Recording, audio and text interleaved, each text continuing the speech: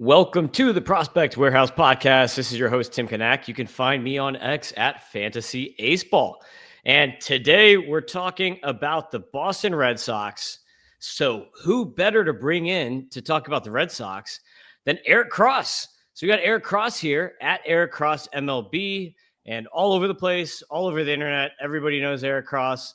So Eric, you got the new backdrop, got the new house. Looking good. Looking good. Thank you, sir. Feeling good. Yeah, I chose this room as my office in this new house I bought a couple months ago because of this fireplace. This was the master bedroom, but figured this would be good for video and looking good so far. But yeah, it's a good system to talk about here with the Red Sox. I have to ask you because you have a folded American flag behind you, military flag. Yep. Relative, assuming. Yes, that was my grandfather was in World War II.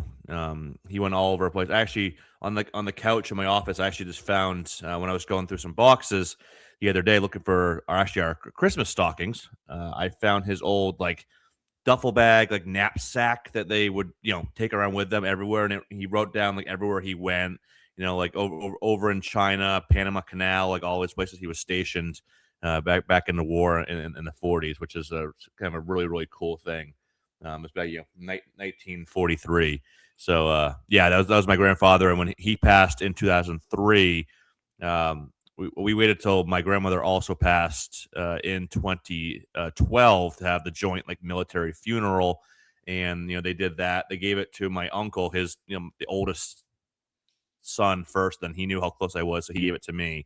So it's been front and center in my bedroom and now my office ever since then. So yeah, one of the my most prized things that I own.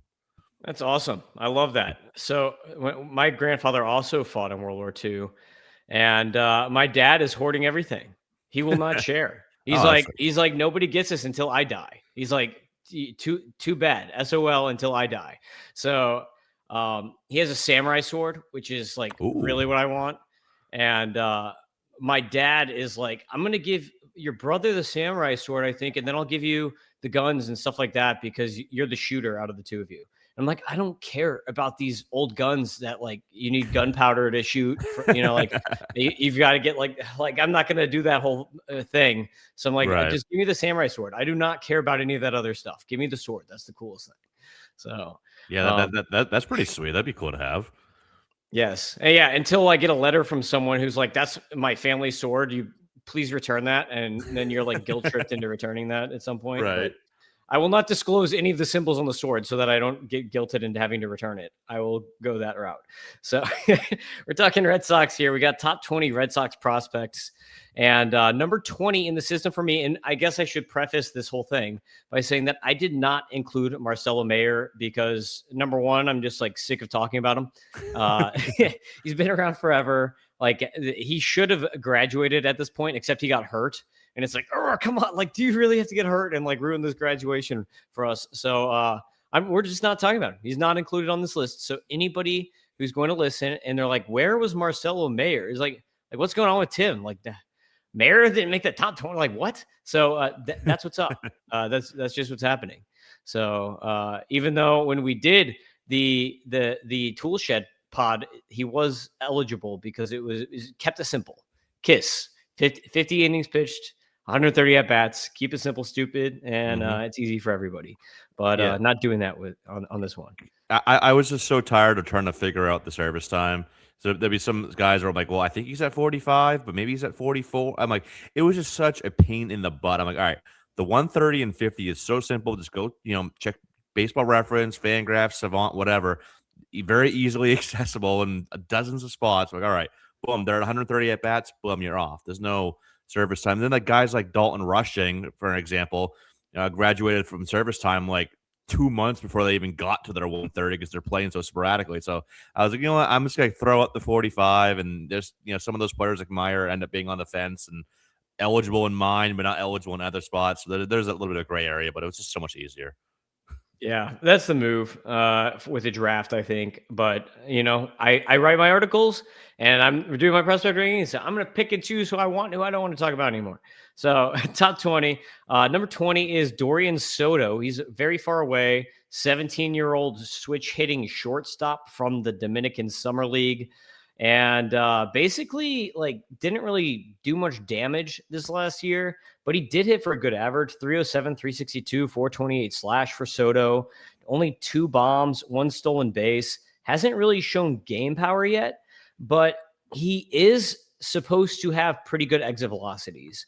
Like I saw that he has apparently had up to like 102 90th win recorded. But again, this is coming from Dominican Summer League, so it's like, who really knows? It's, you know what I mean, Right. as far as the data. But like he's supposed to have some pretty good power. I mean, he's 6'2", which is good size for a shortstop. But I wanted to add him to the list, even though he's far away, because I feel like there's some projectability here. Kind of a fun player, maybe a guy to be on the lookout for. Some places have him higher than this, but based on the production, I'm just not comfortable putting him any higher. But I did want to get him on the list. So where are you at on Dorian Soto? Yeah, for sure. And he's one of those guys where, there's a lot of, potential here, but you could say that about, several guys in this Red Sox organization. So I think you're going to see a wide range of rankings on him and, several other guys that are some like the lower level guys that have shown little glimpses of upside, but haven't really, don't have the track record yet. And yeah, with anybody in the DSL, the numbers are always, I say take everything with a grain of salt and not at face value, especially when you're looking at like contact rates, because not everything is kind of inputted fully or correctly. So you might see like, oh, that contact rate says 58%.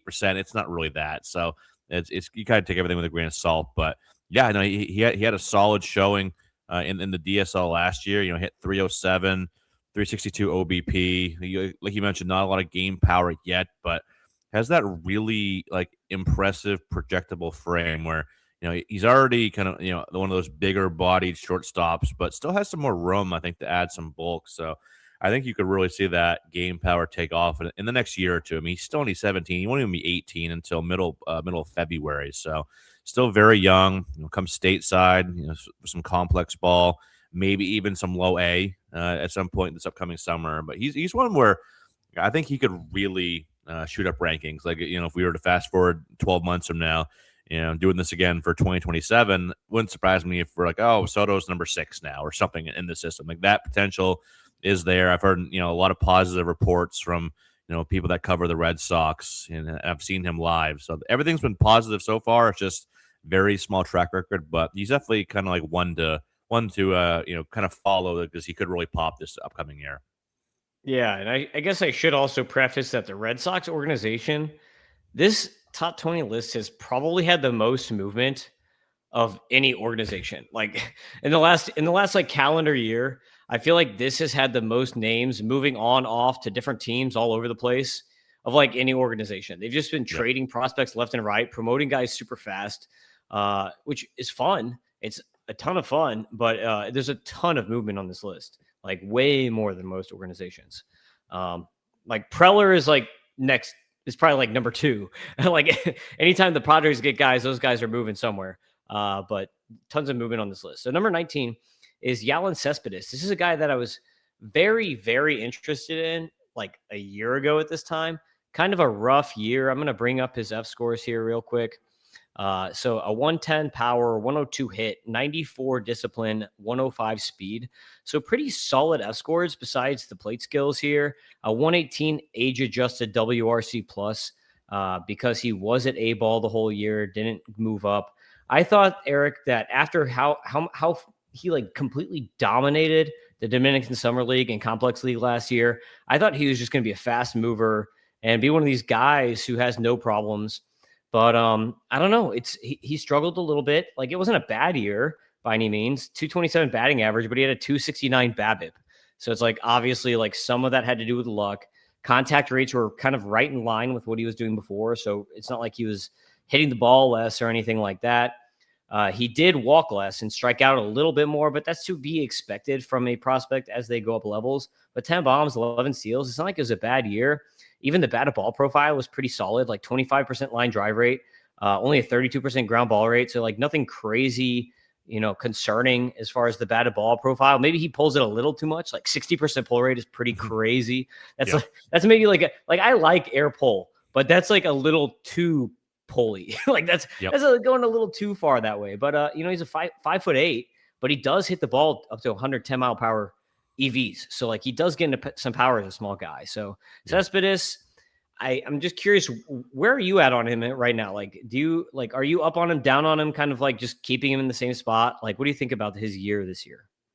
Yeah, so it's funny that we kind of went from Soto to Cespedes because it feels like Cespedes was kind of in the spot last year that Soto was this year, where he was coming off some impressive rookie ball seasons, but then just kind of floundered out this year, and that's why for every guy that breaks out and succeeds, there's 10 that don't. That's the old adage with prospects. So yeah, we get plenty of Sotos every year, but can they sustain it when they come stateside, when they move up to full season ball? That's a huge adjustment.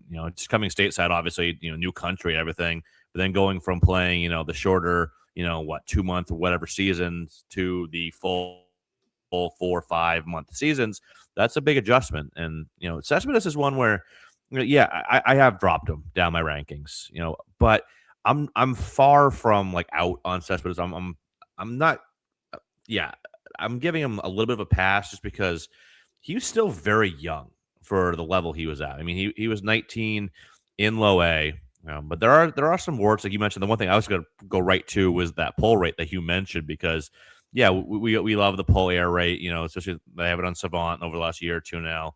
But yeah, there is a point where being too pull happy can really hurt you, especially in the minor leagues as you jump up levels because as you start facing more and more advanced pitching as you get closer to the majors, they're going to pick up on that. Like, all right, this guy loves to go pull side and he loves to get, turn on that fastball in. So let's go soft stuff away or let's just pound the outer half of the plate. I've seen it a million times, especially when you get to like double A, where I think that's like the biggest jump in pitching talent from high A to double A, in my opinion. So seeing a lot of that personally here in Portland, Maine.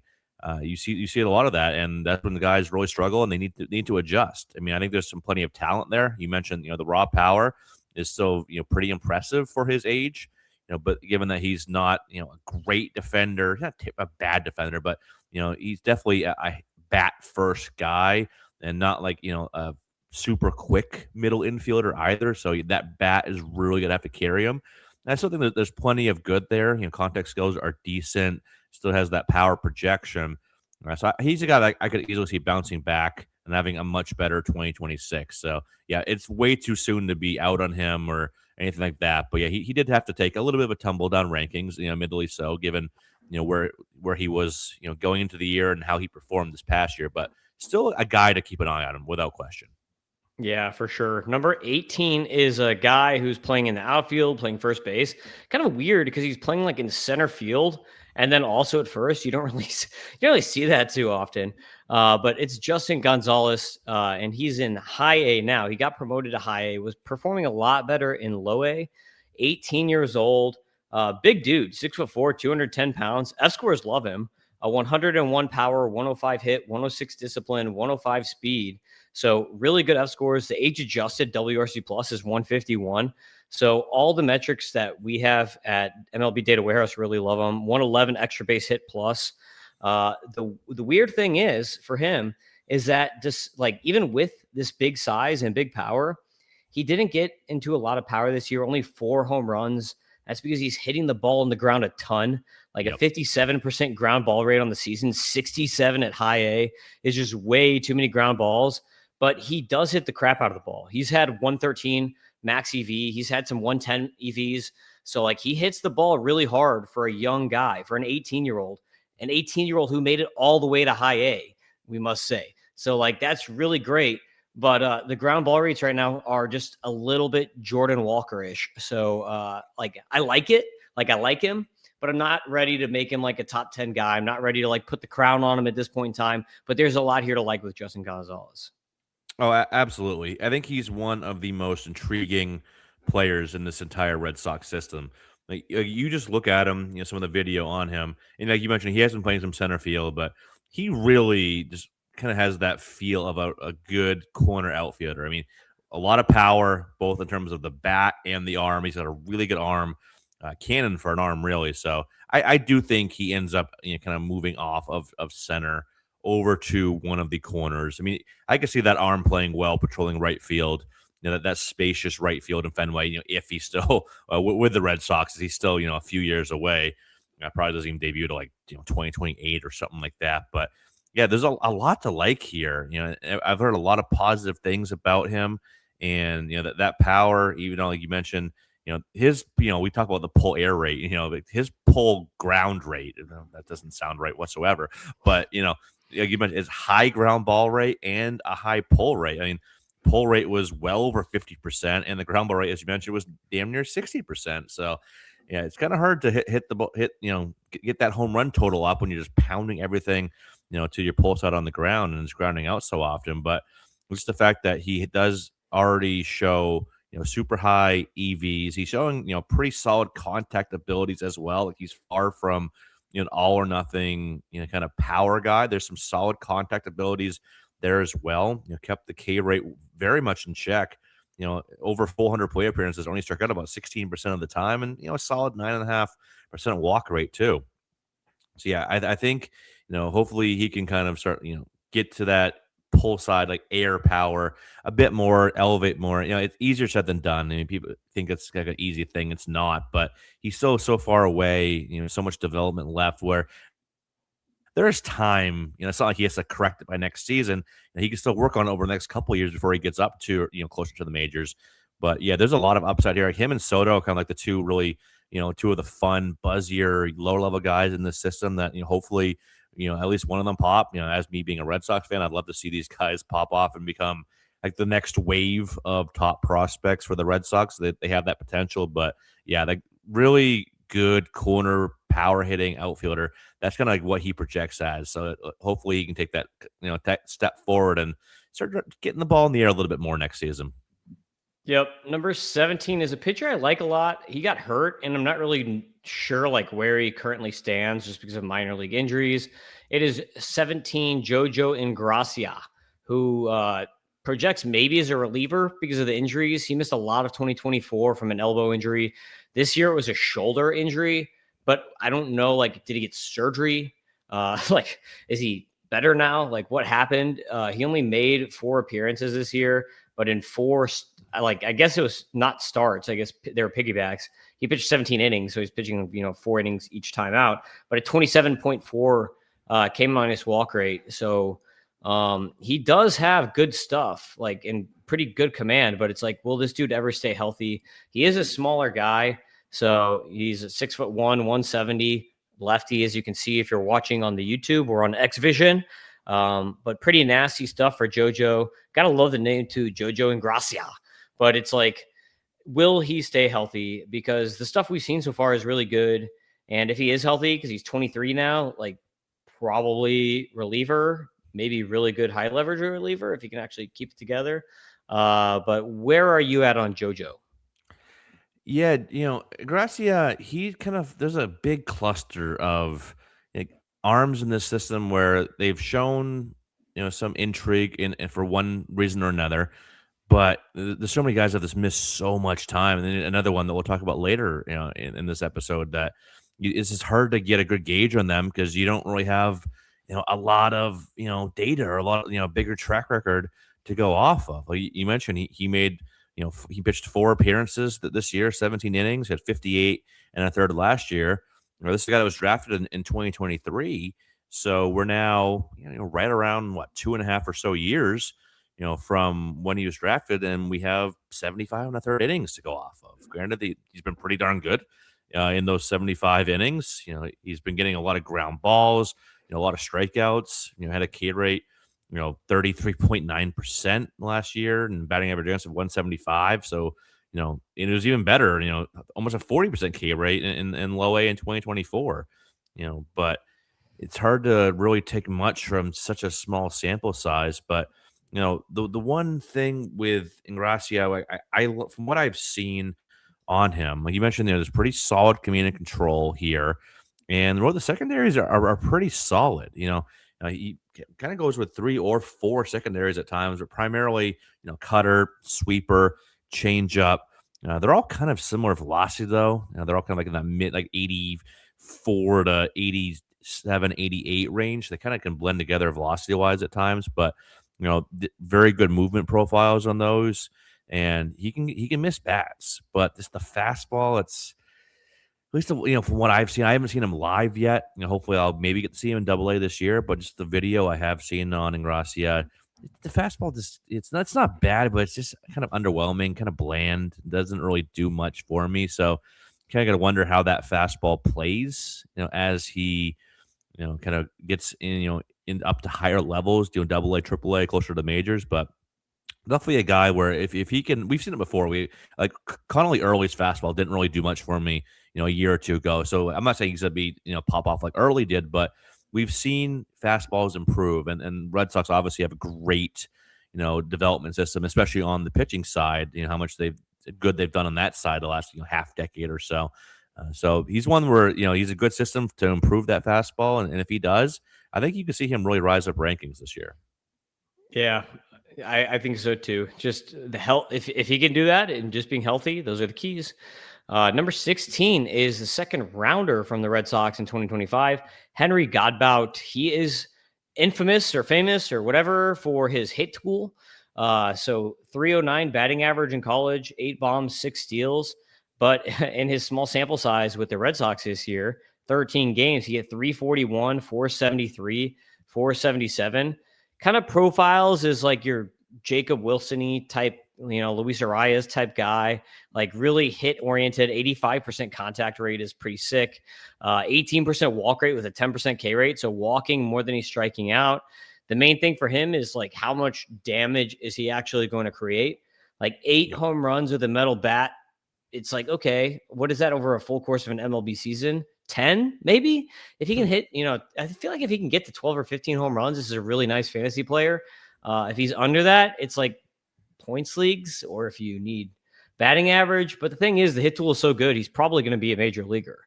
And 6'2", 190, so maybe he can get into more power as he matures. What do you think about Godbout? He kind of gives me. It's not a direct comp, but just like there was another hit tool first, like leading the way guy in the Sox system, for the last few years. He's now in the White Sox, kind of like a Chase Mydroth. And again, that's not like a direct comp by any means, but that profile with the hit tool being like by and large the best tool by a solid margin can work. Like I said, if you're going to have one standout tool, have it be the hit tool. Because if you have, you can hit the ball 800 feet. But if you're going to hit 150, you're not going to make it to the major leagues. You could be the fastest guy on the planet. You can't hit. You're not going to make the major leagues. Same with defense. You can track down every ball in the outfield and throw the ball country mile. But that hit tool is the most important tool. So, hey, if you're going to be, I say if you're going to be 60 grade in one tool and 40 in the rest, yep, give me that hit tool. And that's basically what Henry Godbout is. And first of all, that's not a good name, like Henry Godbout. That's just a really strong name. I love that name. It's very, very baseball like name. Baseball players have like the best names. I feel. I don't know what it is, but yeah, you mentioned like the contact skills, very, very good. A guy that just does not strike out much at all, and it's a really professional hitter. And you saw that right off the bat, where he walked way more than he struck out. It was only 13 games, as you mentioned, but same thing in college. His last 2 years at Virginia, more walks than strikeouts with a K rate under 10% each of those 2 seasons. Can use the entire field. Doesn't really elevate much, but with his profile, you don't really want him to elevate much. So, this is a guy that he's got to get up to major leagues pretty quickly. I mean, I imagine he probably starts in Double A, and he's probably up to Triple A. Does he debut this year?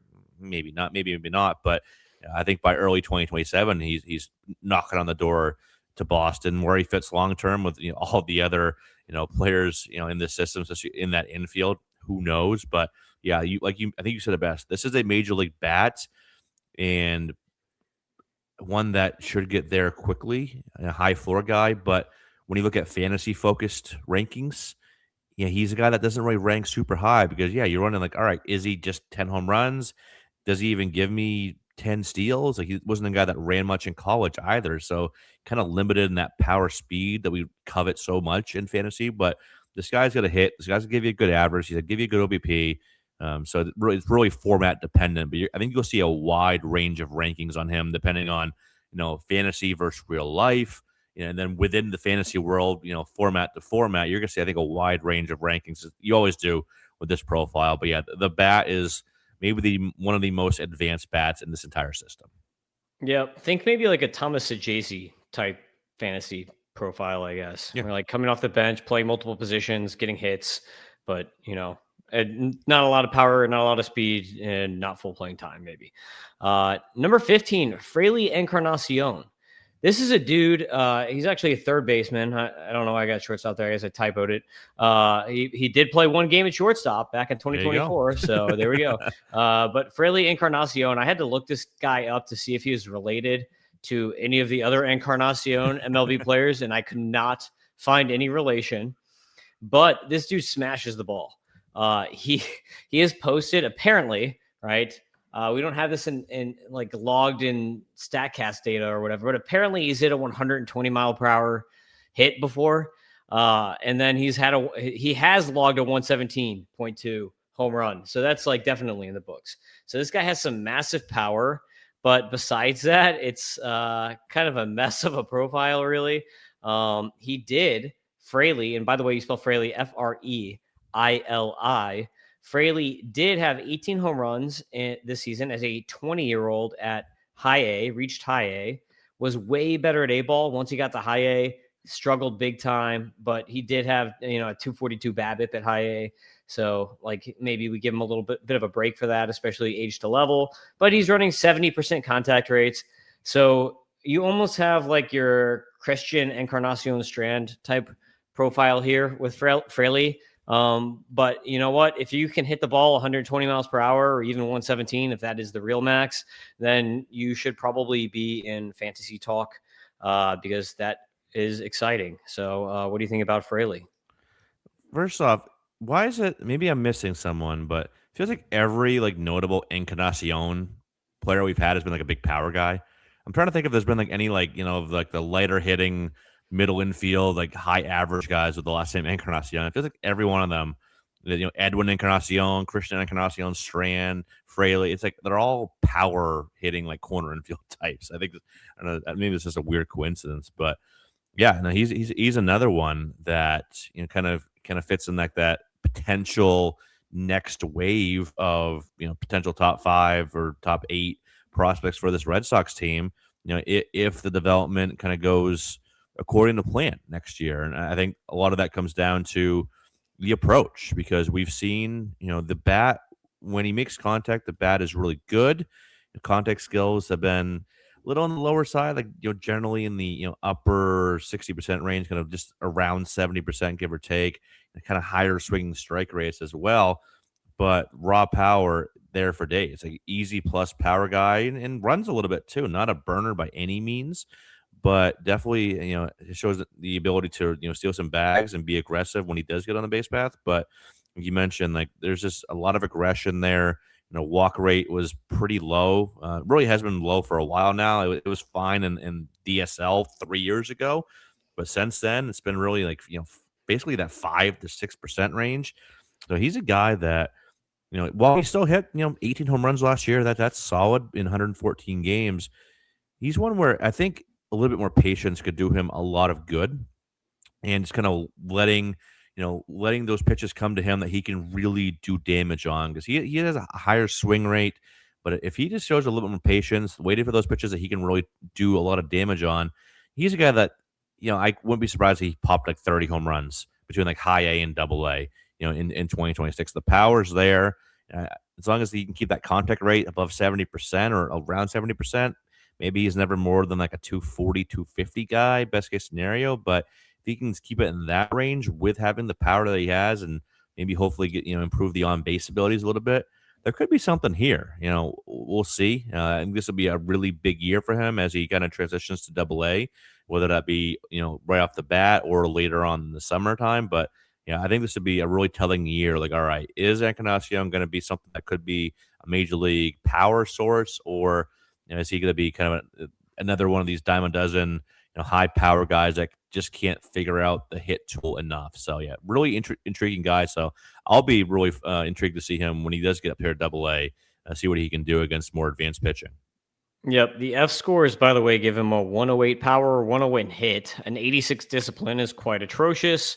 105 speed, kind of sneaky speed with 11 steals for a bigger power dude. So kind of interesting on Fraley Encarnacion. Number 14 is starting pitcher Anthony Ianson, who was drafted out of LSU in the third round. Nice little signing bonus out of the third round. A sneaky pick here. 1.75 mil in the third is a decent amount of money for third rounder. But really good season at LSU. 25.9 K minus walk rate, 3 ERA, which, ERA in college is whatever, but 8% walk rate. So struck dudes out, didn't allow a lot of walks. He's known mostly for his breaking pitches. The one big question for him is his fastball, which is kind of like why I don't have him higher in the rankings, because obviously he was really, really good at college, and LSU is SEC. So playing against pretty good competition.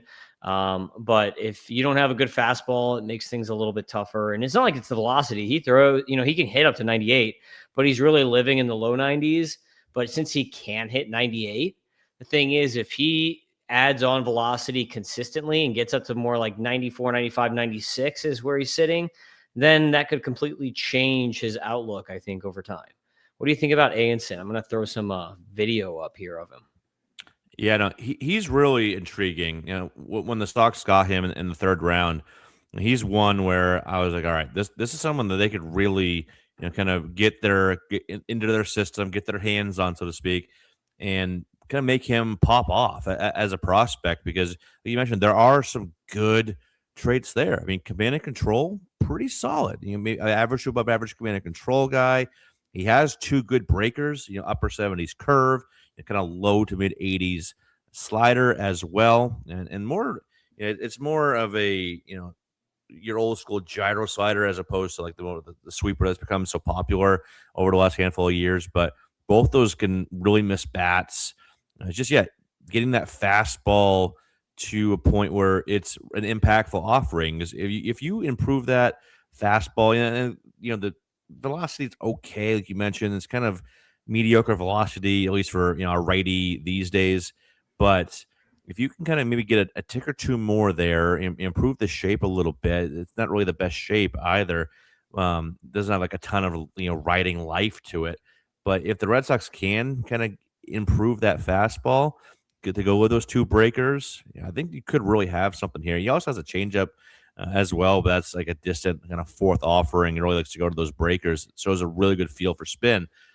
So I'm not even like overly worried about that changeup at this point. It's really like the X factor for him is that fastball, But now, obviously they just drafted him, just 5 months ago or whatever it was. So I think getting through like a full spring training, a full year in the minor leagues, I think you could really see some improvement there. It'll be really fun to see because there's a lot to like here. Kind of like we said with Ingracia, where there's some good secondaries, but the fastball, needs some work. But it'll be fun to see if that happens this year because he's a really fun arm to watch. Just, that fastball needs to take that step forward in 2026.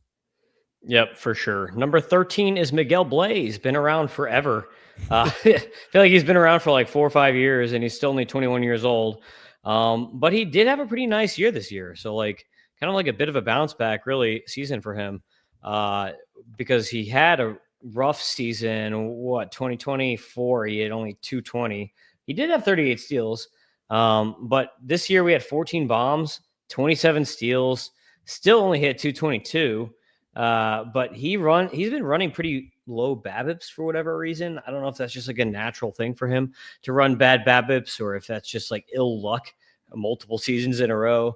But 125 extra base hit plus, 107 power, 100 hit, 97 discipline, 124 scores on the F scores. You can see he's very aggressive on the base paths. 2024, 47% attempt rate when he was on first, 34% in 2025. So super aggressive on the base paths, pretty efficient in the 80s. So he'll probably keep running based on those efficiencies. But I think he's a pretty interesting guy, been around for a long time, has pedigree, can hit the ball hard. He's hit it up to 112 before. So there's enough here that like there's prospect fatigue, and maybe you can get good value on him. What do you think about Blay right now? Yeah, I mean, he's another one, kind of like Cespedes, where his stock is kind of taking a little bit of a tumble over the last year and a half or so. But at this point, I think especially with the Roman Anthony's graduated and the Myers and the Campbells and all that have graduated, I think you could still make a case that if you're talking about just pure upside, ceiling, best case scenario outcome, that the highest upside for any Red Sox hitting prospect could be Blaze. He's at least in that conversation because there's a lot of good raw tools. I think that's the best word I can use to describe him is raw. Where he's been in the system for like 17 years now. It feels like I feel like I've been writing about him forever. He came over in 2021, so it has been a long time. About 5 years now since they signed him. But there's a lot of good fun tools here. It's just been kind of hard, taking a little bit longer for the Red Sox to kind of mold those tools into a finished product because, there's still a good amount of raw power here. He's a really good athlete. He shot 27 steals this past year. He proved his efficiency as well over the last couple of years. He was a guy that got caught a bit too much in the kind of lower levels of the minors, but that's improved. So like there's good power, good speed, and the contact skills, they don't stand out, but they're fine. I mean, 2025, 72, 73%, even a little bit higher on that in 2024, and about a tick higher, not like super high swing and strike rates or, K rates are, 23, 24%, 25% in that range. That's not terrible. Like you mentioned, the BABIP's been a little low, but that kind of, you see that happen a bit when, it's a super high pull rate. I mean, he was over a 60% pull rate this past year between high and double A. Last year it was just under 60%. And same in 2022. Like he's been a very, very high pull rate basically every year of his career, generally in that upper 50s, low 60% range. And that really can limit, a player, especially when, the air rate's fine. So it's not like he's hitting too many ground balls, but, with that high of a pull rate, again, like pitchers, they have all the data in the world available to them, so that it's going to be a surprise to them. Like, oh, he pulls a lot. They already know that going into the game, and they'll pitch accordingly. So that really is, I think, what's limited him is just his batted ball angles and that super high pull rate. But he's still really fun. If you're in a dynasty league, I think just because the perceived value is taking a hit. When you look at, he slashed 222, 300, 385 last year. Nobody's really excited about that slash line. But when you look at, kind of like under the hood and all these fun tools here, I think it's definitely worth the risk because if he kind of bounces back and improves in those areas, he could really shoot up rankings this year. If he doesn't, then, you probably didn't give up much to get him. So it's like, oh, well, I'm not going to lose much sleep over it. So I think it's, low risk to buy low and potentially pretty high rewards. Yeah, he's still pretty fun for sure. Yep. Number 12 on the list is Juan Valera, who I have listed as a starting pitcher. That's what he is right now, but he's probably going to be a relief pitcher. Juan Valera really reminds me of like Emmanuel Clase. Like he might just be like your future Emmanuel Clase. Hopefully he doesn't bet on baseball. But this dude is 6'3", 205 pounds, fastball slider. He throws 100 miles an hour. But his slider has cut to it, so it's got ride to the glove side rather than run. So you're not going to get a lot of Ks on it probably, and it's more like to elicit bad contact. So I think you just got like a reliever probably because he's just literally it's fastball slide and then like 90-mile-per-hour slider, and his changeup is terrible unless he develops some more pitches. But fastball slider as a reliever, when you're throwing 100 miles an hour, bad contact, probably ground out double plays, galore. Seems like he could be a very, very, very good reliever. Worst case scenario, if he can't develop that third pitch. What do you think about Juan Valera, Eric?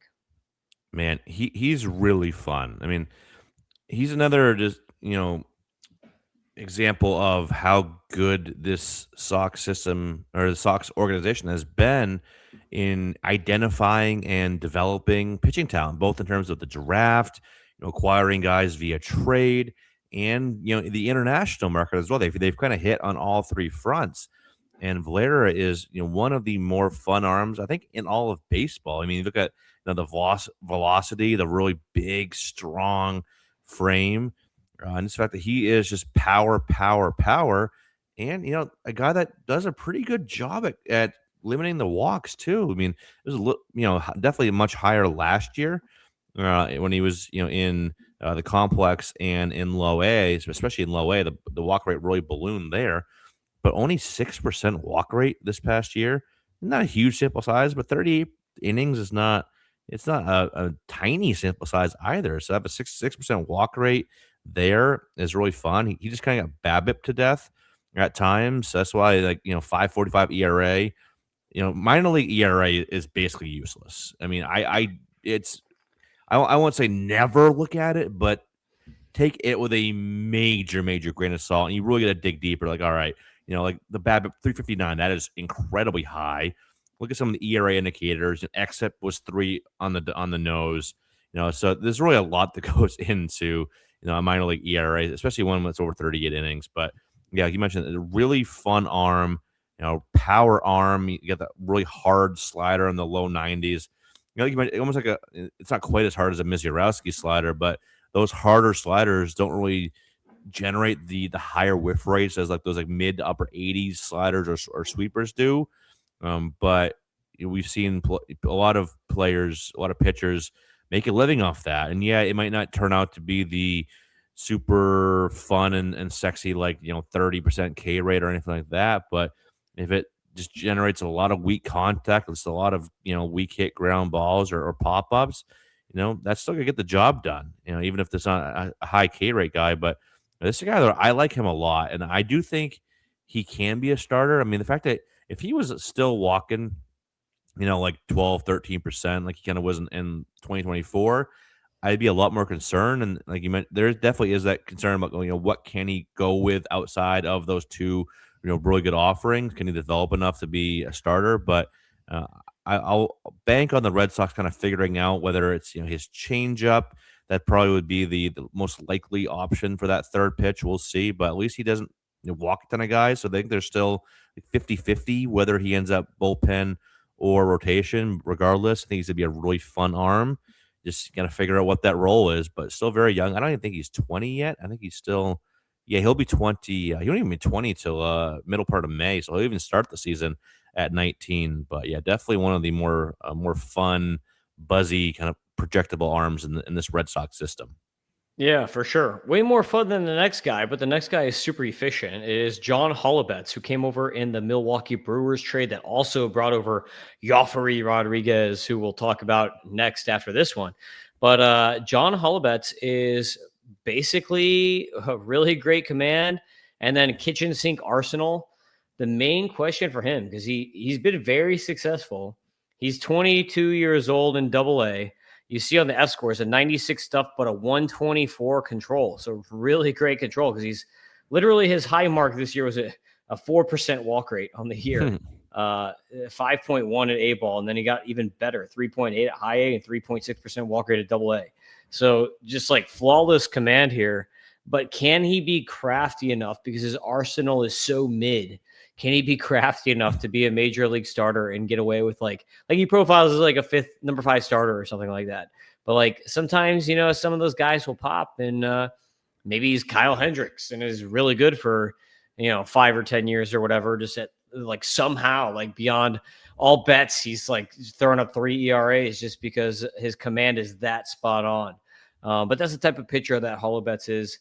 So like, as a Red Sox fan, are you excited for this, or like, is it just nice that, hey, we have all these high stuff guys? Sometimes it's good to just have a potential, good command guy for the back of the rotation that, they won't have to spend a lot of money on and can, burn some innings for a little bit while. Like, how do you feel about Hollabetz? Yeah, no, he's definitely a bit different than a lot of the other, top pitching prospects in this system. But, this is a guy, he's going to be a major leaguer. I'm not entirely sure like what role that's going to be or how much impact. That's probably the better way to say it. How much impact he's going to have. But we've seen guys like this flourish. I mean, another example, former Red Sox who went to a different organization and thrived a little bit before he got hurt, where he was considered more of the high floor, high command and control guy.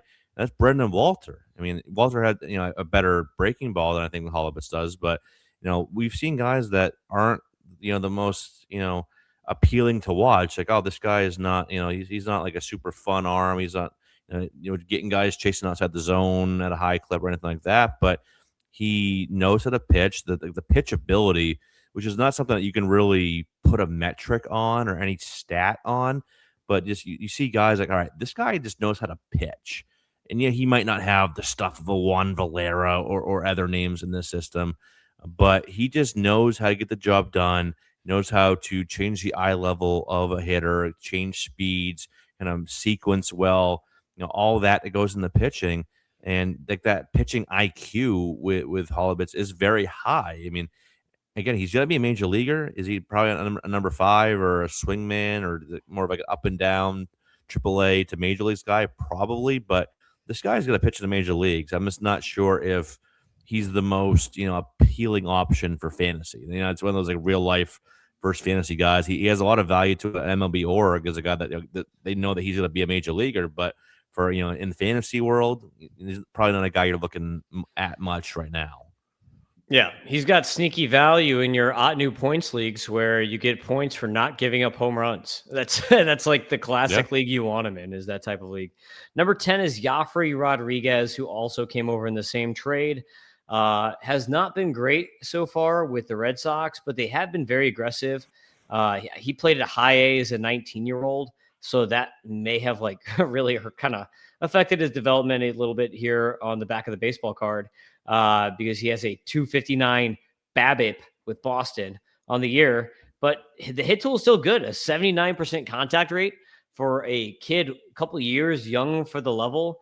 Like, there's still stuff to like here, even though he only finished the season with 5 home runs and 10 steals. So it's like, how much power and speed are you really going to get? He's got a really good hit tool. Plate approach is really good, and he's young for the level. He's big, 6'1", maybe 6'2", at 180, 190 pounds. So like, I feel like there is more power potential here than what we've seen before.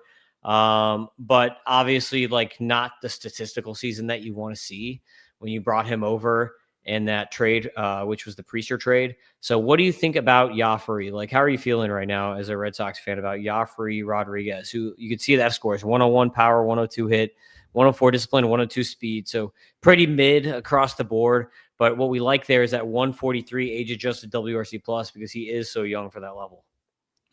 Yeah, he's probably one of the more difficult ones for me to rank, in this Red Sox system, because you mentioned it really comes down to the format you play in, and this guy could be more more real life value to the Red Sox than a fantasy guy, because he's a solid defender, not like a Gold Glover, but a solid outfield defender. And yeah, he knows how to get on base. Like, there's 2 things he does incredibly well: is put the bat on the ball and get on base. But we go, well, why that has not translated to averages? Well, he doesn't, as you mentioned, he doesn't really impact the ball a lot. Is there more power projection? Absolutely. I mean, he's got still got some room to fill out that frame. Does he though? I mean, we always say that, oh, if they add power, if they add, if they add projection, if they add muscle, some guys just don't. I mean, we'd love to say, oh yeah, he can add 10, 15 pounds of muscle, but maybe he's just, this is what he is. I've seen that plenty of times with prospects as well. But at least he has the good contact rates going for him, like you mentioned. 77, 78% swinging strike rate right around 10%, 12% walk rate.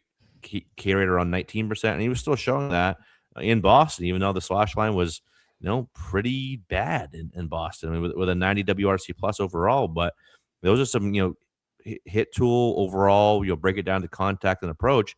I think those are the hardest tools to kind of, rework and improve for a young player. So the fact that he's showing good bat to ball abilities, good pitch recognition at the plate, good eye, ability to draw those walks. Those are really, encouraging things to see in a guy this young, still 20 years old, just turned 20, like 2 weeks ago, early part of December. So he'll still be pretty young and probably get up to some AA time. So I'll get to see him live this year, and he'll be a fun one to scout. But yeah, he's one where I think he'll make it to the major leagues. Just another one where I'm just kind of questioning, what is the impact for fantasy, and is he just more of like a points league guy? Yeah, for sure. Number 9 is going to be the man of the hour, starting pitcher Jake Bennett.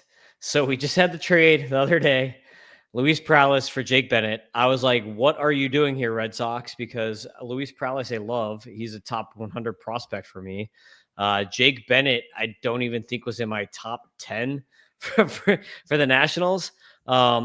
I'll show you right here. F scores do not really like him. 96 stuff, 115 control, 103 FERA. But when he has been healthy, because he missed all 2024 for Tommy John, he's been pretty effective, like pretty good command, 6 to 8% walk rates. So really good command, good ERAs and XFIPs, which we already mentioned. You already mentioned, like, what does ERA really matter in the minors? You're going to be looking more at like K- walk, stuff like that. So I guess my main concern for him is like the stuff. I don't know how good it's actually going to be. Only 17.9% K rate in 45 innings in AA. Obviously, the Red Sox saw something they liked, or else they wouldn't have traded in a prospect baseball trade Luis Perales, who can throw 100 for him. So pretty interesting. But Bennett, he's got like 6 or 7 pitches, mostly fastball changeup type guy. And it sounds like, from what I have heard, that the Red Sox like his extension is like one of the big things. And like, obviously you've got Peyton Tolley. So like they're all on that, and they're on this big lefty kick right now, right? Like giant lefties. Tolley is big guy. Bennett 6'6" lefty. And you got Early as a lefty. So like you're looking for all these lefties, I guess. So what do you think about Bennett? Yeah, that was definitely an interesting trade, and kind of made me scratch my head because, especially when, with him coming back from, well, both these guys are really coming back from injury, but I just feel like it was one of those high upside for high floor trades. Obviously, Bennett being the floor guy, and yeah, he was one that I didn't really value super high, especially in my fantasy focus rankings. Again, I could see him being ranked higher, and I think he generally is, in like the real like Baseball America, type rankings, because of the high floor being valued more there. Like, this guy is going to be a major leaguer, but it's just a profile that I've never been super intrigued by, and I mean that in the sense of the fastball changeup that just guys that just don't have a good breaker. I've been burned by too many of those guys over the years where I'm like, all right, I've learned my lesson. Fool me once, shame on you. Fool me twice, shame on me. Where these guys that just, I feel like having at least some decent break, and maybe your changeup still your best secondary, that's fine, but where you don't have a good breaker that you can go to, that I think these guys, they're opportunity to succeed is a little bit lower than others. And I mean, there's a lot that goes into pitching, but I just never been a big fan of the changeup first profile. Guys that just don't have a good feel for either of their secondaries, like Bennett.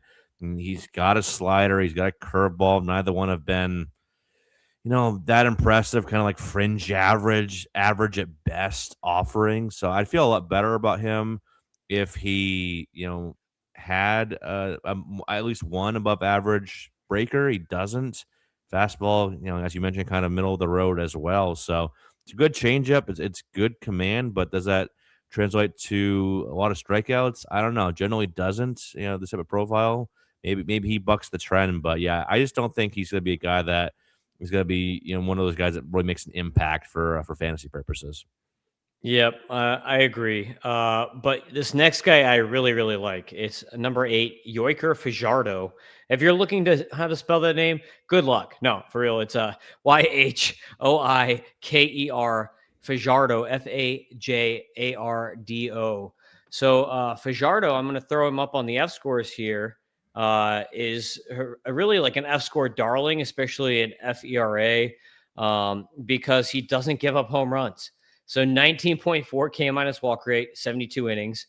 He gave up 0 home runs this year, Eric. So talking about new leagues where you get dinged for giving up home runs, like, this is the man.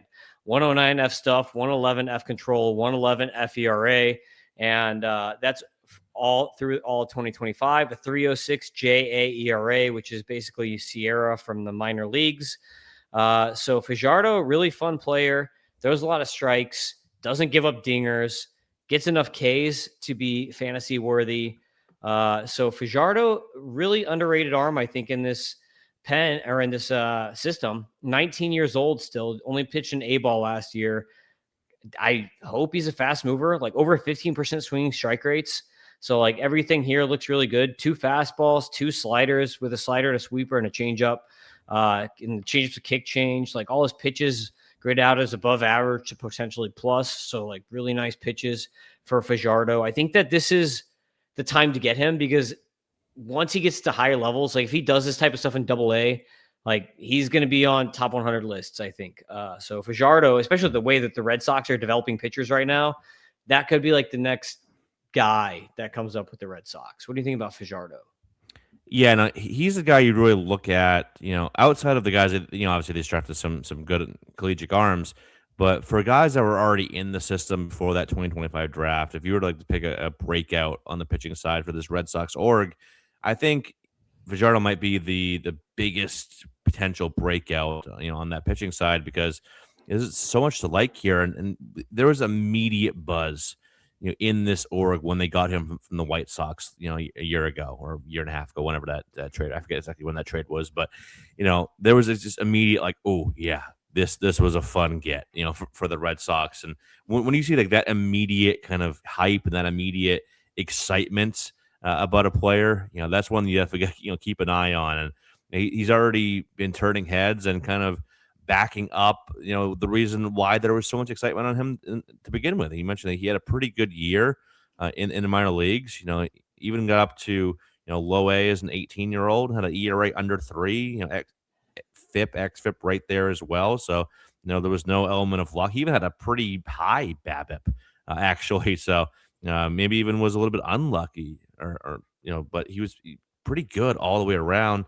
K rate was really good, throughout the season, up near 29% overall, 31.5%, in the complex level. So, this guy that just did not give up a lot of contact in general. And you see a lot of those guys in the lower levels, like, oh, hey, look, there's a low batting average against, high K rate, but maybe the walk rate's like 13%. That wasn't the case with him. I mean, he's far from special, pinpoint specialist, but 9.5% walk rate for a young guy with his stuff, you can live with that. And I think there's still plenty of room to add frame. Like, he's still pretty slight. If he could add another 10, 15 pounds, again, easier said than done, as I said earlier, but this is a guy where I think you could really see maybe him get up and like go from sitting low 90s to like sitting mid 95, 96, 97, maybe even touching 98, 99. He's got good sinking action on that fastball, slider and changeup both can miss bats. There's a lot to like here. So yeah, I would 100% agree, Tim. I think where if you fast forward a year, we could be talking about this guy as like universal top 100 overall prospect, top 15 to 20 pitching prospect in baseball, and it wouldn't surprise me if he's the number 1 pitching prospect in this system. Well, number 2, I like Witherspoon a whole lot. We'll get into him in a little bit here, but if you're saying this time next year, it'll be Witherspoon 1 and Fajardo 2 in terms of pitching prospect rankings for this Boston system, I'd believe you. That upside is there for him to just take a really big step forward in 2026. Yeah. Number 7, Marcus Phillips. This was a draftee, drafted 33rd overall by the Red Sox, 2.5 million out of Tennessee. This dude is huge, 6'4", almost 250 pounds, and big time fastball, slider, changeup, bad command. So like that's kind of the drill on him. Gets up to 101 on the fastball. Changeup is even in the low 90s, so like 93, 94 mile per hour changeup. That's how much heat that this guy has. 3/4 arm slot, pretty interesting. Marcus Phillips, you got to love these high-powered Tennessee arms from this year's draft class. I feel like there's like an infinite number of them. They just keep rolling out between Doyle, Franklin, Phillips. I know I'm missing a couple right now offhand, but these Tennessee guys are something else. So what do you think about Marcus Phillips here? Yeah, they just they love that velocity there in Tennessee. They always have like one or two flamethrowers in every draft. But Phillips is one where I mean he's intriguing.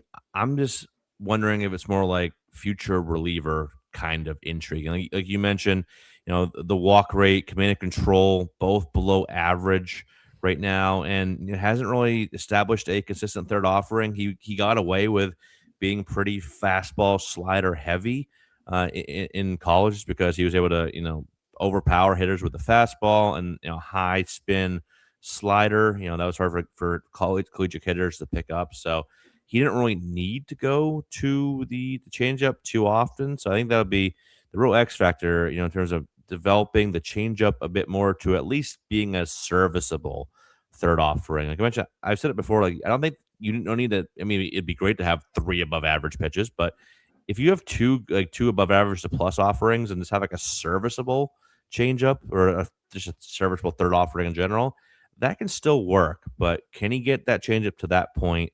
Can he keep the walk rate to a point where he can throw enough strikes and really go deep into games, or see a guy that's going to be at 90 pitches in the fourth inning?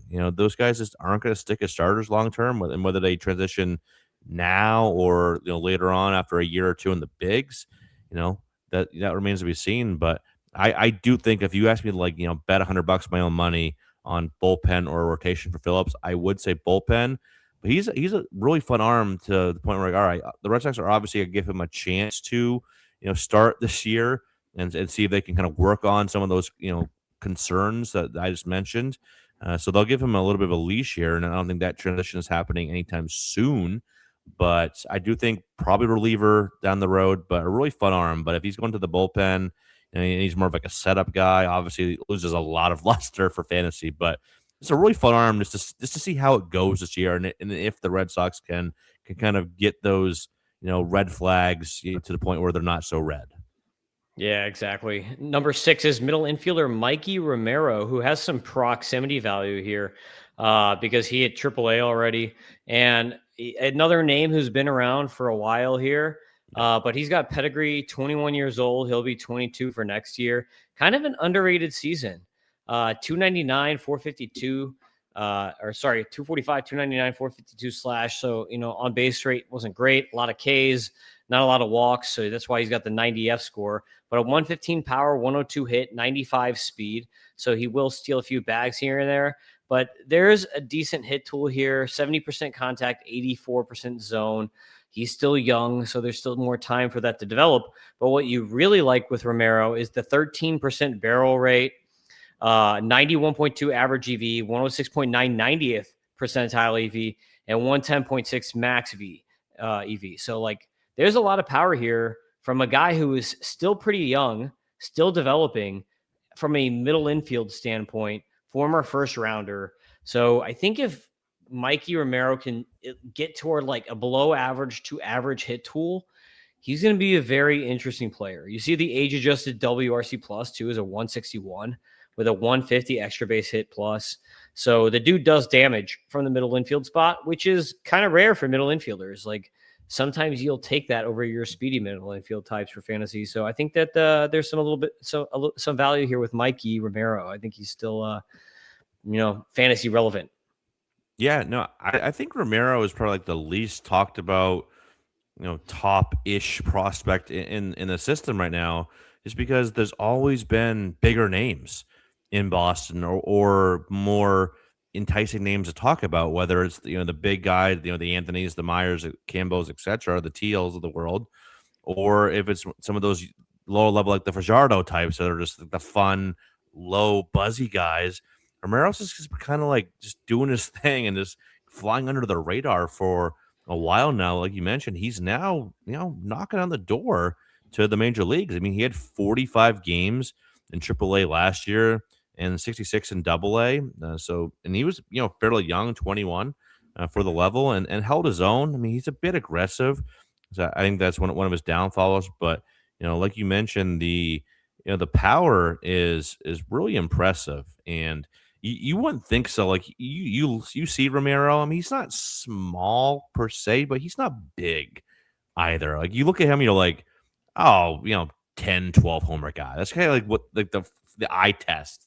But what's that old saying? Don't judge a book by its cover. And that's absolutely true in terms of like baseball and scouting as well, where he can really put a charge to the ball. And you already mentioned some of the metrics here. I mean, it was all above average quality of contact, both in average EV, 90th, hard hit was 47%. That's pretty damn good. 14% barrel rate, can really barrel the ball.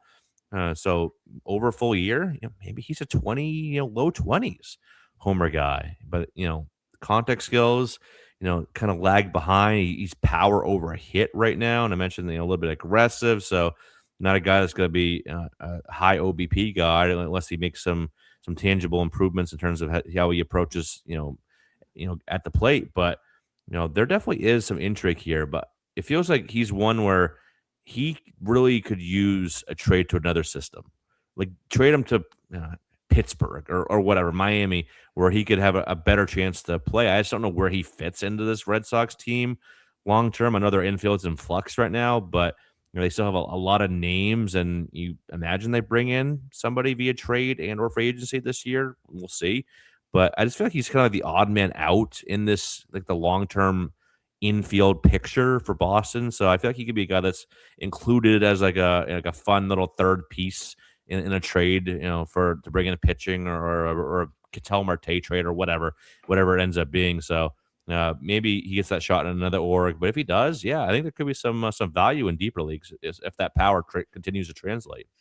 Yeah, interestingly, he played 27 games at third base this last year. So Yep. maybe he's like the Alex Bregman fallback, just in case they don't bring Bregman back or like get another third baseman. It's like, oh, well, Romero's our like plan C for 2026 or something like that. Yeah, maybe. He did log some innings at third base. So that's a little interesting. Number 5 is a guy who's out for probably the whole season. It's Yordany Monegro. He unfortunately had to get Tommy John in June of last year. He was so dominant. He had a 29.9 K minus walk prior to getting hurt and having to get the TJ. The walk rate had dropped from about 10% to 5.8% last year. Just ridiculous numbers across the board. He was one of the most impressive pitchers in the minors as a 22-year-old at Double-A. So I guess on the sunny side of things is he's still young. He's 23 now. So like by the time he gets back, he'll be 24 and he's already pitched in Double-A. So it's not like River Ryan where he's like 27 or 28, coming off of Tommy John or whatever. So you don't have that situation. So he is like still young enough. But Monegro, super interesting name. I actually can't believe, I guess I can't, I get it. Because then you have to keep him on your 40 man until spring opens. But he was Rule 5 eligible and nobody picked him. I was like, if I like me as a Cardinals fan, I thought for sure Heim Bloom was going to be like, that's my guy. Like, go get him and then just let him sit on the 40 man until spring training and then put him on the 60 day. But the problem is it just creates like one more thing where you can't be flexible with the roster, especially the Cardinals are trying to do a bunch of trades and stuff like that this offseason. But I thought for sure, I was like, someone's going to grab Monegro and didn't go. So I guess, the Red Sox get to keep him around and throw him on the minor league IL or whatever, and not have to worry about it for a year. But Monegro, really very interesting pitcher. Oh, absolutely. He's kind of like one of the names I was alluding to earlier, where there's a lot of intrigue here. You just haven't had a chance to really gain any momentum with Monegro. It's like he can't stay on the mound. It's he's yet to really like rack up the innings and been able to take that nice step forward. We've seen plenty of glimpses of his upside. He's a guy that has pretty good velocity, 94, 95 sitting, can get up 97, 98. At times. Guy that's really lanky, projectable, kind of that fun body that you can dream on. Like if he adds bulk, would he be sitting 97? One of those types of guys, and a guy that has shown good feel for spin as well. 2 different breakers, curveball, and it's kind of like a slider cutter hybrid. Also throws a little bit of a split change as well. So a lot of good here. And the guy that you mentioned, like the success has been there. I mean, as I've said many times, you can't really take, minor league stats at face value all the time, but it should be said when a player continues to succeed. or not succeed too. Like if it's it can go both ways. And Montegro's a guy that has generally had a lot of good success, especially lately when he's been on the mound. But yeah, just a bummer that we're not gonna see him. I mean, I doubt he gets back in the minor league season next year. Probably a guy that could go out and maybe get some innings out in the AFL though. I could definitely see the Red Sox doing that. That'd be fun to see him when we're out there next October, November. But yeah, definitely deeper dynasty league. If you roster like 400 plus prospects in your league, he's a guy that buy low. People kind of like, oh, I don't want to wait for another year, or maybe they even drop him depending on the league depth and how many prospects you roster. He's definitely like a fun upside flyer where it's low risk and potentially high reward. So yeah, definitely one to kind of just stash away, keep in the back of your mind for 2027. Yeah, for sure. We're going to move into the top 100 type guys now. Number 4 is shortstop Franklin Arias with the Red Sox.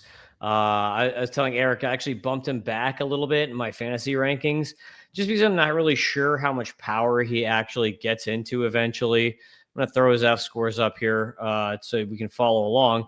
But he's got a 97 power on the F score, 107 hit tool, 127 discipline, 102 speed. 145 age adjusted WRC plus. He was not efficient on the base pass, 57%. So I can't imagine him running very much. 123 extra base hit plus. So we kind of like that. So that means he is getting into some doubles. And this is really what you're buying Franklin Arias for. So you see here, 19 years old, double A, 87% contact rate. That's not zone contact. That is contact rate. So this dude is a crazy good hitter. I threw a 65 out of 70 on the hit tool for him, 55-60 plate approach. If you like Jacob Wilson and you missed out, this is your guy, Franklin Arias. This guy has one of the best hit tools in minor league baseball, if not the best. Like he's up there with like your Kevin McGonigal and your JJ Weatherholt as like best hit tools in minor league baseball. And hit tool is very important. Like if you have a good hit tool in the minors, you're almost definitely going to be a major league player. And he's apparently pretty decent defensively too at shortstop. So I think Arias is going to be a really, really nice real life player. Like this is like a guy that you're going to love as a real life player. For fantasy, he's going to be good. Depends on your type of league. Points leagues, he's going to be a killer. In regular leagues, batting average, 10, 15 home runs maybe. But Arias is definitely a name to watch. And maybe as he ages, he grows into some more power too. Because he has put up decent EVs. So like not great, but decent enough. So what do you think about Arias? And like, what do you think like the peak is for him, Eric? Yeah, he's one where I also have bumped him down recently, just given that my rankings are fantasy focused, just because, I don't think he's more than like a 12 to 15 homer guy. I mean, he's far from like a Luis Arise, like zero power guy. And so I do think there's some power there, but does he get more than, the low to mid teens at best? That's kind of what I'm questioning. But yeah, you alluded to there is a super high level of hitting ability here. Like I don't like throwing around like 70 grades, a lot, especially on the hit tools. I think that's really risky, and we've seen 70 grades thrown on like Holiday. I think had some 70 grade hit tools thrown on him, and that hasn't worked out at least to that level. But I think the hit tool, it's really risky to put 70 grade on, and it's one where I would definitely consider it. With Franklin Arias, like you mentioned that upper 80s contact rates, like very consistently, and just low swing and strike rate, low strikeout rate in general, just 10% strikeout rate, 10.1, and then 7.2% walk rate. So not a guy that like walks a ton either. He's just a guy that just puts the bat on the ball at a super high level. So I think the batting average floor here is higher than most every other current hitting prospect. But yeah, is it more than 12 to 15 home runs? Is it more than I'm not even sure if he's a double digit steal guy. I mean, you'll say, oh, he had 35 steals in 2024. I mean, again, minor league steals, especially in the lower levels, another stat you can just kind of take with a massive grain of salt because catching is not good. The talent of catchers, especially like, the defensive and just, controlling the run game for catchers that are like 18, 19 years old and low A in the complex, and especially the complex with 30 of those steals came at the complex. It's just, you see a lot of high stolen base numbers for guys that turn out to be like, middle of the road speed guys. So, I think he's like maybe 12, 15 home runs, maybe 8 to 10 steals. But if you can get that at least, where he's at least like flirting with like a 15-10 type of year, with a 280 average, decent OBP as well, 340-ish OBP guy, I think that still has some value. But yeah, like you mentioned, it's format dependent. Points leagues, people are gonna love him. Real life, I think he'll have more value. Again, is that in Boston? Who knows? But yeah, definitely a guy that's gonna make it to the major leagues, and for that reason alone, that's why I still have him top 100. But he is more like back end top 100, where I feel like most people have him higher than I do. But I like him. I don't love him by any means. Yep, I've got him at 75 overall in my off-season rankings. Whenever that comes out, probably in the next week or so here. Dude, it's funny. I have him 75 overall right now as well. Yes, look at that. That is funny. That's great. Yeah, there's brain power right there. So we're gonna get to the pitchers. We're gonna round out here with 3 pitchers. And I will start this off. Number 3, Connolly Early. I have been getting a lot of shares of Connolly Early in dynasty leagues this offseason because I feel like there's a lot of people that don't believe it. Like there's a lot of people that think that they're selling high right now on him, but I'm actually buying on Connolly Early because I really love what we've seen so far. I bumped him up to 58 overall in my fantasy rankings here. You can see the F scores really love him. 112 stuff, 110 control, 116 FERA. For a 111 grade. In the majors, we have a stuff ranking and an FERA ranking for him, but we don't have control yet because we haven't had enough innings pitched. But a 113 stuff in the majors and a 121 FERA in the majors. So like literally he is like right in line, if not better, on the F scores in the majors versus the minors. You see here, we have his pitching arsenal data. Fastball's good, 14% swinging strike rate on that. Changeup is killer, almost at 20% string strike rate on that changeup. Curve and sweeper are good pitches. So Connolly Early, like 264 JA ERA too. So that's a Sierra on the season in the minor leagues, 22.2 K minus walk. So he was just an absolute unit in the minors, came up to the majors, did not disappoint. 11 strikeouts in his debut. How are you feeling, Red Sox fan Eric Cross, on Connolly Early? Yeah, no, I'm a bigger Connolly Early guy now than I was in like May, June, because I saw him twice, 2 or 3 times, I think twice, in Double A in the like May, June range, and yeah, he was all right. I didn't not like him, but he didn't wow me. So I was like, all right, this guy's like a 4.5, and this guy's a major league pitcher, no doubt. But I was like, is he like a 2.3? I don't know. Now I'm not saying he's a 2, but can he be a good SP3? I think that's really where I'm at on him now. Is he definitely impressed me a lot more down the stretch when he came up with Boston than when I saw him in Double A, 2-3 months before that. And it's a deep arsenal. You gotta love that. You got that lower lefty arm slot where it can be hard for guys to really pick that up. He mixes pitches incredibly well, uses all 6 of his pitches to both sides. Curve and changeup not as much to lefties, and sweeper not as much, not at all to righties, but really goes at 5 pitches on both sides to righties and lefties, and can miss bats with all of them too. That's like the really fun thing about Connolly Early, is that he had 29 strikeouts. Again, it's a small sample size, 19 in the third, but 29 strikeouts. But in the majors, he had 8 of those on the four seam, 7 on the curveball, 4 on the change, 2 on the sinker, 8 on the sweeper, none on the slider. But all had whiff rates above 20%, a couple above 30. Sinker was above 30, slider just below 30, and the curveball just below 40%. So a guy that really mixes well. And he might not be the most elite stuff guy, but a lot of different movement profiles, which I think is just really hard. Given all the different velocities and movement profiles that his pitches have, with that arm slot, the fact that he does command pretty well, above average, plus command and control guy, gets ground balls too. I mean, there's a lot to like here. So the fact that he kind of jumped totally in terms of, maybe not in rankings, maybe he has for some people, but I think like if you told me like one of those 2 guys will be in the rotation to start the year, I think Early has the leg up for at least the start of 2026 for a rotation spot in Boston. And yeah, I think there's a solid SP3 profile here. I like Early a lot. I think he's high floor, and a higher ceiling now than I thought he had, back in May, June. So yeah, a guy that's really impressed me and how he developed as the year went on. And I think he's gonna be a pretty fun fantasy arm moving forward too. Yeah, the comp that I threw on him in my latest prospect rankings is Christopher Sanchez. I don't know if you're a All fan of right. that comp there. I'm a big fan of Christopher Sanchez. I had that guy was my dude on so many teams, both redraft and dynasty this past year. I freaking love that guy. But yeah, no, like I said, like, he was never a super highly buzzy prospect either. But now look at him; he's one of the what 5 or 10 best.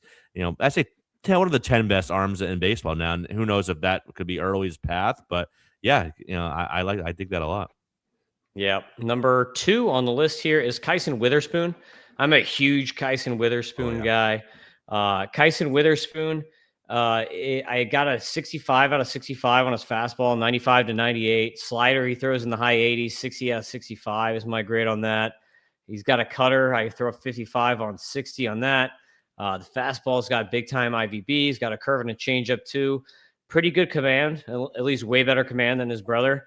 Uh, but Kyson, I comped him to Emmett Sheehan and Oh, Nolan McLean mashup is what my oh, comp is for him. But he's a young guy. Like he's one of my favorite FYPD guys to go after, especially the pitchers. But he's a young guy, a year younger than most of the other guys because he was drafted as a 20-year-old. And 30.1 K minus walk rate in 119 innings last year. Really, really good stuff. 106 whip. That's what you don't care about the ERA really. You care about the K minus walk and the whip. Those are the things that mm, matter when you're trying to evaluate college guys. But this guy is just really fun to watch too. Like yeah. his pitch mix, like everything about him. Like you watch this guy and it's just so electric. Like I'm like, this guy is probably a stud number 2 starter when I watch him. I've got him at Mm. 51 overall in my latest rankings. Yeah, I love Witherspoon too. And for anybody like watching on video, maybe somebody put my head in my hand when you were saying those comps. That wasn't like a oh god, those are bad comps thing. That was like he's hitting me right in the feels because I love Nolan McLean. I love Emmett Sheehan. I think I love Emmett Sheehan more than his own family does at this point. Like, I'm probably like the biggest Emmett Sheehan guy in the entire world at this point. I just wrote about him, multiple times over the last week or so on Rotoballer and on my Patreon. But yeah, I was really, really excited when the Red Sox got Witherspoon. There's been 2 times that I can remember, just, with the MLB draft, obviously, is a little bit different than, like NBA or NFL, where, obviously we're not going to see these guys for the by and large for, at least a year or two to get to the professional level, like NFL, NBA, to go right into it. So it's hard to be like, all right, I want that guy for my team. And you don't really get the guy that you're hoping for very often in baseball. But it happened with Witherspoon, and then it happened. What was it, 2019 or 18 with Tristan Casas? I think it was 2019 with Tristan Casas when they got him near the end of that first round that year. But yeah, when the Sox got Witherspoon, was over the moon because this guy. It was a really strong, pitching class this past year, and he's a guy that I think could really, become one of the best pitching prospects in all of baseball. Like you hit on it well. Like there's a lot of positive tools there, both in terms of the stuff. Obviously, is really really good, and he's got decent feel too. He's a guy that there's no real concerns with, walk rates or overall command or any bullpen risk. Like this guy's a starter. He's a really solid frame, can really dial up the fastball, sitting mid 90s, topping out 98, 99. He's got a good slider, decent enough changeup and curveball. Those kind of lag behind. Throw that fastball slider. Also throws a little bit of a cutter there as well, so give it a different variation. So all those pitchers can really miss bad, especially that fastball slider. Like you mentioned the IVB. This is a lot to like, especially there'd be a lot to like in general, regardless of where he wound up. I mean, outside of like, Colorado or the Angels or something like that. But especially getting into when guys like this that have so much good going for them get into a good pitching development organization like Boston is, or like Tampa Bay, Milwaukee, Cleveland, the Dodgers, teams like that, where it's like, all right, that just adds another element of fun and excitement to this pitcher. So it was just great where I was already intrigued by him, and he lands with the Red Sox. I'm even more intrigued. Yeah, this guy is going to be a lot of fun to follow this year. And again, it wouldn't surprise me if, fast forward to 2027 and we're talking about him being like a top 10 pitching prospect in all of baseball. Like that upside is absolutely there. Yeah. He also has some swag. If you're watching on YouTube Oh or yeah. X, Yep. you can see he's got the K strut down for sure. Number one here is Peyton Tolley, who most people are probably familiar with at this point in time, out of TCU. Huge dude. I'm going to pull his F scores up here because they're absolutely ridiculous. Like, he was one of the best pitchers in the minors easily this last year.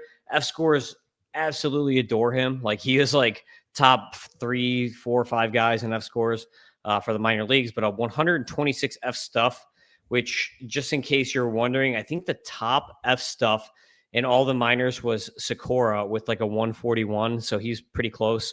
121 control with the 126 stuff is insane. 109 FERA, 116 grade total with a 170 Sierra in the minors, which is absolutely ridiculous. We have his arsenal stuff right here. Throwing a 95-mile-per-hour fastball with a 20.4% swinging strike rate on that fastball, thanks to the extension. That's going to make that 95 play up even more, because I think he's like number 2 or 3 or something like that in extension in the majors. He's one of like the top guys. So when you add that extension with the 95 average velo, like, that thing's coming at you way faster than the 95 when that happens. But changeup is also a great pitch, 27% swinging strike rate. Slider and cutter are okay. He'll get there. He's still developing some of these other pitches. But Tolley is a dude. And in the majors, he had a 113 stuff. So we do have an F score on his stuff in the majors. But Peyton Tolley is my number 32 prospect at this point in time. My comp, it's hard to do this, but I had to. But I comped them to a young Tarek Skubal. Like, I put young Tarek Skubal light just to like emphasize. Like, I'm not saying he's the best pitcher in baseball here. Right. Like, remember when he first came up, kind of. Still developing pitches around the fastball. But like, with the extension he gets from the left side, big dude, the fastball changeup combo that he's got going on, like, I really don't even know like who else you can compare him to. If you take like Eno's, stuff plus on the pitches, like, nobody else has the same stuff plus on the same pitches besides Skubal from the left side. So like, that's really what it comes down to on that comp there. But let me hear about Peyton Tolley, your thoughts on him, and like, how do you have these 3 pitchers ranked here in your prospect rankings, Eric? Man, it is so close because I have them currently Tolley, Early, Witherspoon, but mainly because the proximity factor. I mean, I think if I ranked him on upside, I would flip Witherspoon and Early. But I love all 3 of them, and I just ranted and raved about Witherspoon. So it's one of those things where it's hard to rank a guy last, but someone has to do it. But Tolley is one in both regards for me, and I think he's I guess a good buy right now because I think once he kind of fizzled out a little bit after that debut and Early emerged, and there's some question, oh, is Early better than Tolley? And it's a fair question, but I'm still a huge Tolley guy.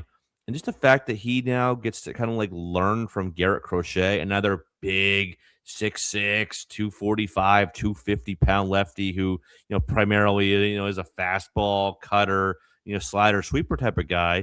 Not a direct comp by any means. And Tolley was way more four-seam heavy than Crochet was. But I just love that there's a kind of like some type of a similar arm, that already has become one of the best arms in baseball, a Cy Young caliber guy that he can really learn from. And Crochet could take him under his wing and kind of show him, all right, you got the good stuff.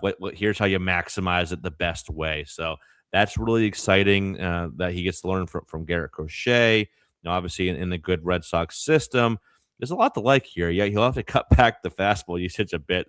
64% with the Red Sox. That's a bit much, but there's a lot of swing and miss potential. I mean, he had a 30% whiff rate, about 5% above league average. Zone contact rate allowed was 75%. He just wasn't getting hitters to really chase much outside the zone. It was a really low chase rate, but I think that'll tick up in time when he really learns. All right, let's not go just four seam. All right, let's go with that slider. Let's go with that changeup, down and away a little bit more. So I think you see that definitely tick up. I'm not worried about that whatsoever. I think this guy is a potential number 2.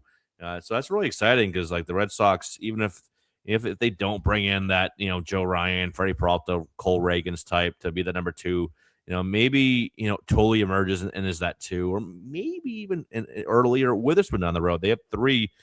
I think it'd be hard pressed to find a better trio of pitching prospects in one system than that trio for the Red Sox right now. And I'm so huge on Early, great potential, great stuff, great mustache, which is probably the best thing about him. Just a lot to like with Peyton Tully, and like that debut against, going toe to toe with Paul Skeens.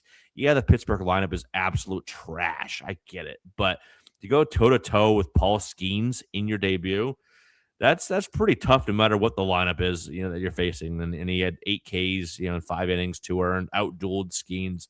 That was really fun to watch. So yeah, I'm a big Tully guy in every sense of the word.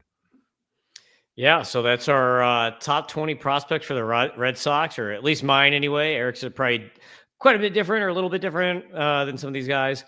But thank you for watching, listening, YouTube.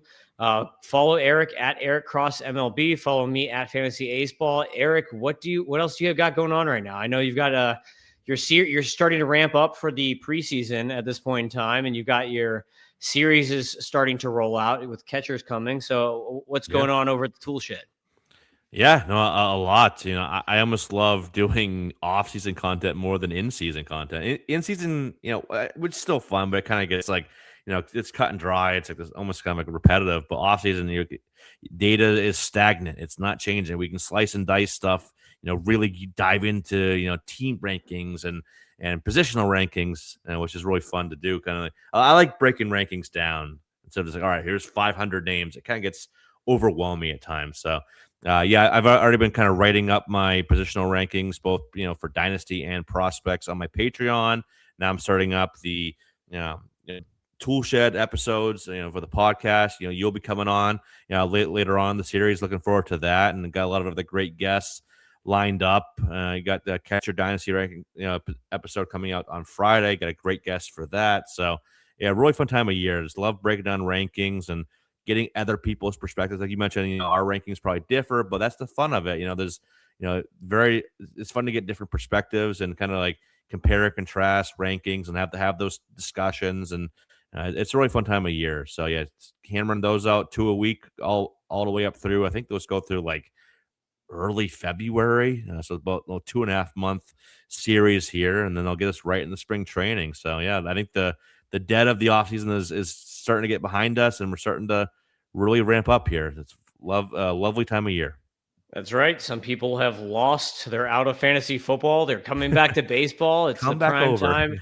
Yeah, exactly. Cross back over the line. Red Rover. Yep. This is Red Sox over. I don't know. I try to do something with that. But anyway, thanks for watching, everybody. Make sure you subscribe to MLB Data Warehouse, where you can check out all these tools, get the F scores. Again, John coded the F scores now, so they're going to be updated live on MLB Data Warehouse as the season goes on now, instead of just a one-time F score for major leaguers and minor leaguers. So that's the only place you can get that. So make sure you subscribe, and make sure you tell John you subscribed because of me, so that John has to pay me money. So thanks for watching, everybody. Peace out. We will see you next time.